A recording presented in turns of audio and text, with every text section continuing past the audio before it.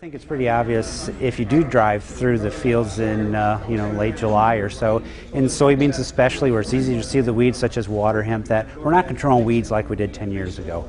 So the level of control has diminished.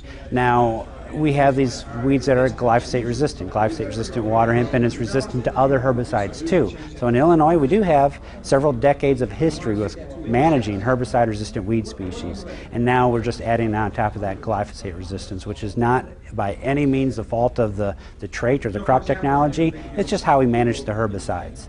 And growers felt that they could utilize glyphosate to give them robust weed control, and if they overused it and not enough other herbicides, that's when we ran into problems. So that's where we're at today.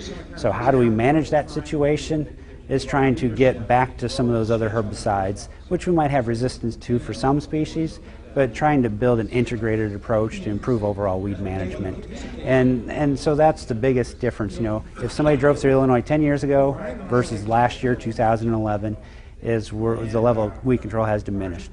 Can we manage it? I think so. The message to some growers have gotten the message, but other growers need to hear this is not like some of the other herbicide resistance issues that we've dealt with, in that we don't have another herbicide to turn to that by itself can solve this issue and be the silver bullet. So everything's going to be integrated, no matter which company you turn to or which program you turn to.